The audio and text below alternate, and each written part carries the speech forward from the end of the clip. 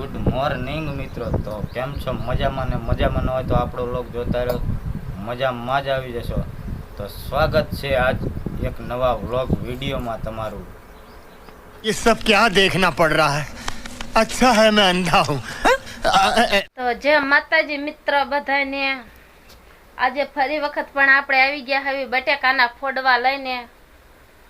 તો આપણે આજે પણ બટેકાનું શાક બનાવવાનું છે. એ તો કઈને વઈ ગયા છે કે કોરું મોરું શાક બટેકાનું બનાવજે.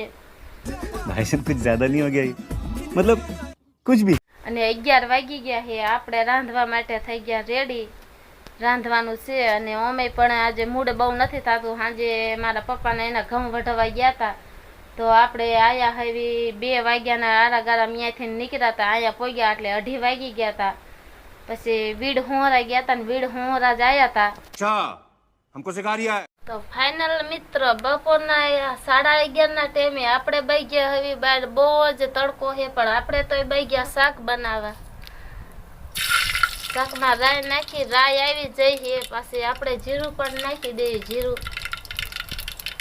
ને હવે વારો આવ્યો ફોડવાનો. રાઈ ફટાફટ ફટાક્યા ઘોડે મંડી ફૂટવા. તો આપણે તો બટેકા નાખ્યું એટલે પાથરો ભડકો જ થવાનો છે. એટલે આપણે તો હવરેકદન સમસો ભરીને સમસેથી જ નાખવાના છે. ફડાફડી થવા માંડ્યું છે.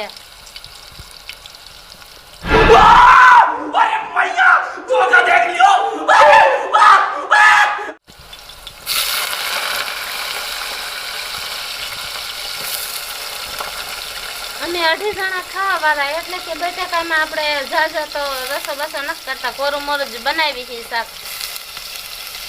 છોકરા આવશે અમને ફોડવા લેવા હાટશે. તો આપણે બટેકાનું શાક મસ્ત મજાનું બનાવી નાખ્યું છે ને એ પણ કોરું મોરું જ બનાવ્યું છે ને ફોડવા પણ ચડી ગયા છે આપણા. તો તમે પણ જોઈ શકો છો.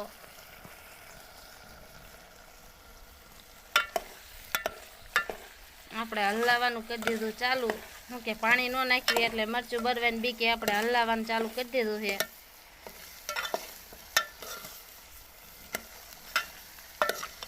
કોરું મોરું બનાવી નાખ્યું આપણે બટેકાનું શાક. શાક સડી ગયું છે. તો આપણે બૈજા હવે લોટ બાંધવા માટે કથરટમાં તેલ ને મીઠું નાખી દીધું છે. કે કથરટમાં આપણે તેલ પણ નાખ્યું છે. હું કે તેલના હિસાબે કથરટ હારે લોટ ના છોટે ને એટલા માટે આપણે તેલ પણ નાખી દીધું છે ને સારવા મીંડા હવે ઘઉંનો લોટ.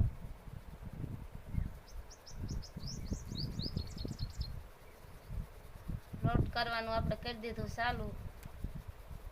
હાલ જ ઘોડે આપણે હાથ હાંકવા પડે છે આમાં તો લોટ સારી રેવી. ડબરો લઈને મંડાઈ ગયા એવી. બસ 4-5 રોટલીનો લોટ બાંધવાનો છે. प्यारी समझ गई. રોટલી ઘડવાનું કરી દીધું છે ચાલુ. તાવડીમાંથી આપણે તો આવડી રોટલી ઘડવી છે. આપણે તો ગેસ છે પણ આપણને ગેસ ઉપર કાંઈ રાંધવાનું ખાવાનું ફાવતું નથી એટલે આપણે તો કાયમ આ ચૂલા જ આપણે વાપરવી છે. તડકો હોય કે સાયો હોય એથી તો કાંઈ ફેર નથી પણ રાંધવી તો કાયમ ચૂલા ઉપર. ગેસ છે તો એનો ચાય પણ આપણને ભાવતો નથી એટલે આપણે આ તડકે બેઠા રોટલી બનાવવાનું ચાલુ કરી દીધું છે. હાથેથી જ આપણે વારવાની ચાલુ કરવાનું છે. આપણે જો આ રોટલી બનાવવામાં આપણે તાયથો બાયથાની જરૂર ન પડે. क्या बोला तूने?